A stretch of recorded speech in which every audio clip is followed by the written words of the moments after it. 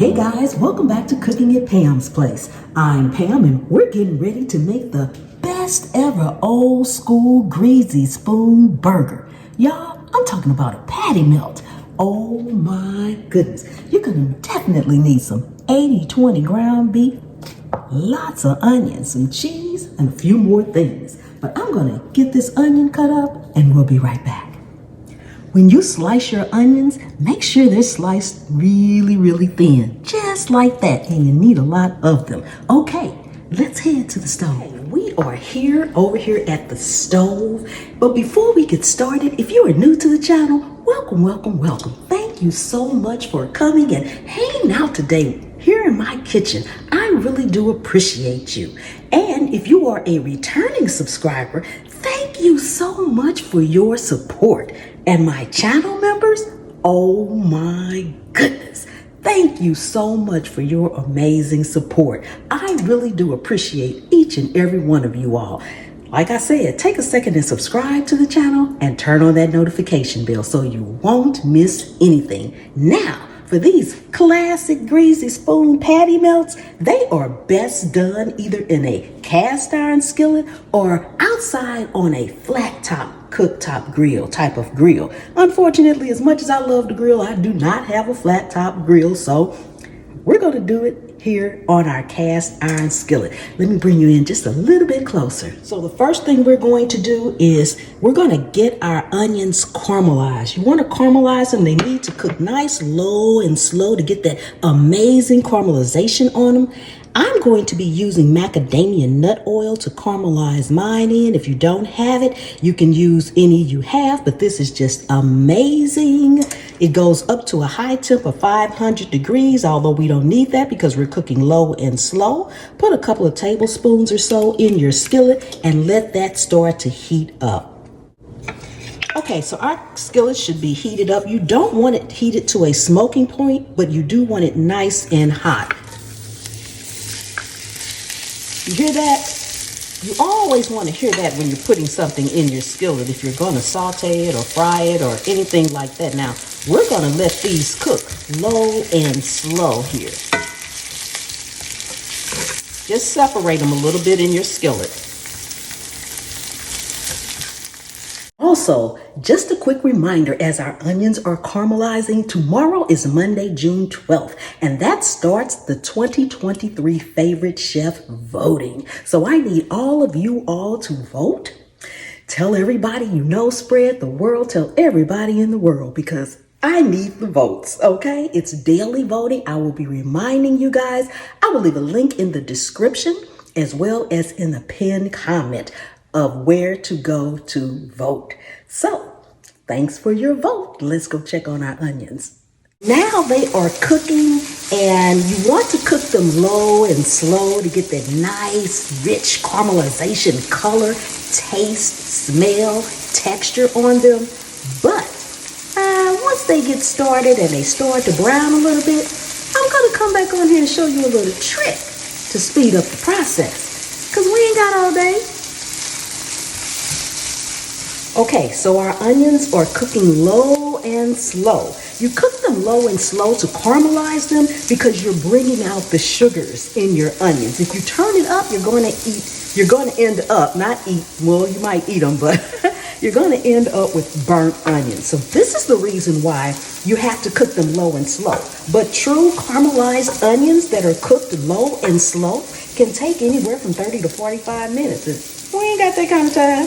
So we want to speed up the process. And what speeds up the process when you're caramelizing onions is the pH in the onions. So to change the pH in the onions, which will speed up the process and you can still keep them on low and slow,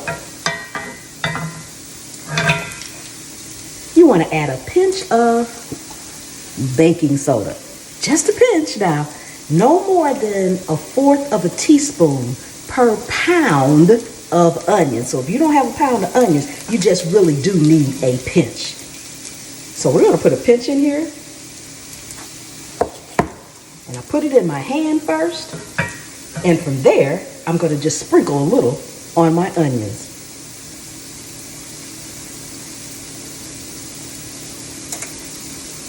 And that'll do the trick. Don't forget to stir your onions every now and then. Once you get them to that beautiful golden color, you can go ahead and remove them because they are done. Look at that beautiful golden color. That's what we want. And using that baking soda cuts the process down by at least half. Take our ground beef and put it into nice sized balls. We're going to actually shape this into the shape of a burger, but a little bit more oblong, because with these classic greasy spoon burgers, you do not use buns. You gotta have a slice of bread. Come on now.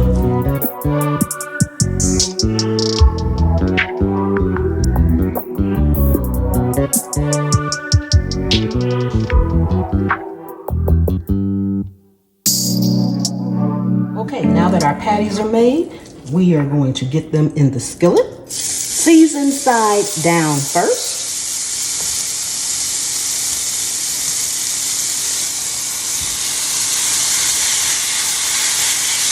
What you saw me season the other side with was just some Himalayan salt,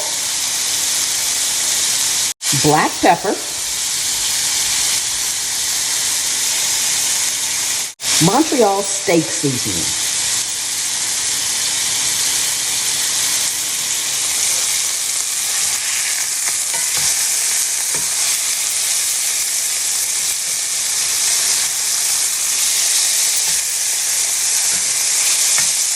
Make sure you leave your burgers cooking on the first side.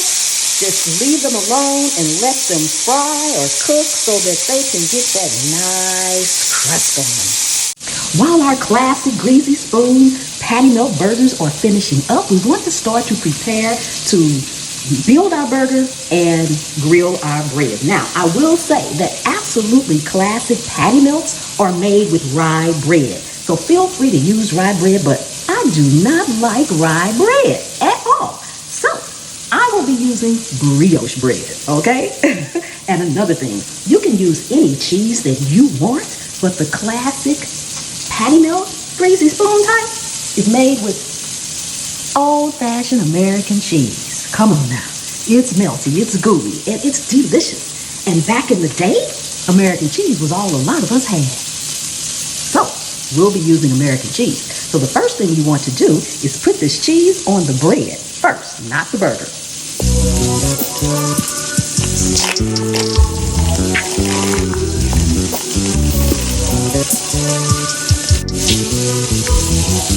Then go in with your burgers right on top of that cheese. You can cook your burger to whatever doneness you want, if that's rare, medium rare, or well done. After you get your burger on top of your cheese and bread, then you want to go in with these beautiful caramelized onions. Put them right on top there. Right on top. Now go right on top of here with your next American cheese.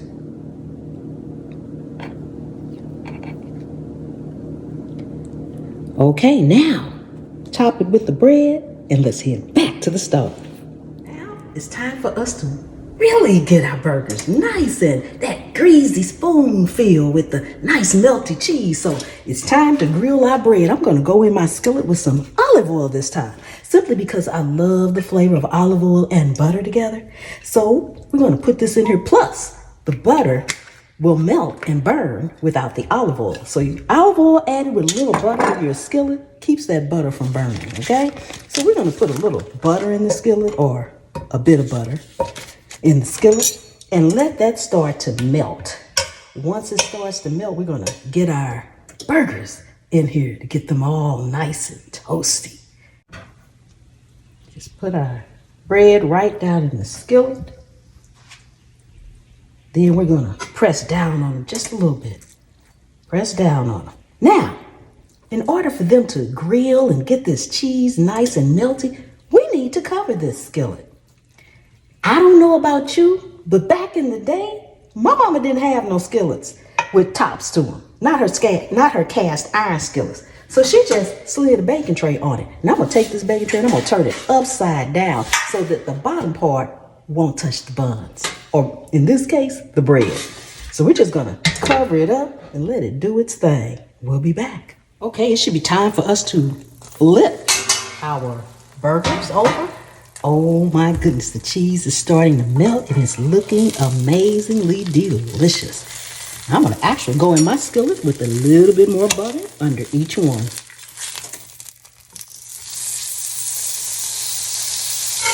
Oh my goodness, it smells amazing. Let's see. Oh, look at that goldenness. Oh, that looks delicious. Sit it right back down and let's get this one done.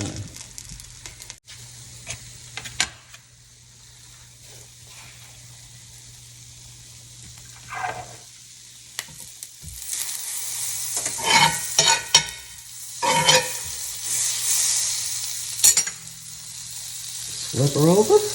Oh, look at that goldenness. Beautiful, beautiful, beautiful. Okay, we're gonna let this side cook and then we can plate her up. Oh my goodness. We are all done. Check this out, y'all. Check it out. Don't they look good? Okay, so I'm gonna cut one open. And for those of you all who are new to the channel, I cannot bite on the front of my teeth. So I will be cutting a piece off and using a fork. So don't call me bougie, okay? It is what it is. Oh my goodness.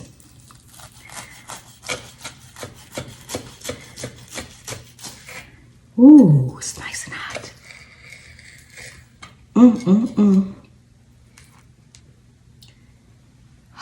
Look at that. Doesn't it look amazing? Ooh, oh my goodness. Got my fork all ready and right here. Ooh, it's hot. Don't want to burn my mouth. Thank you all while I let this cool. Let me thank you all once again. Thank you all so much for coming and hanging out with me here today in my kitchen. Don't forget to subscribe to the channel, and also Favorite Chef 2023 Favorite Chef voting begins tomorrow, Monday, June 12th. So I need everyone to vote. I need everyone to spread the word and share. I will leave the link down in the description. All you have to do is click show more. It will expand. I will also leave a pinned comment to the website where you go vote. It starts tomorrow at 10 a.m. Pacific time and 1 p.m. Eastern Standard Time. Okay, let's taste it.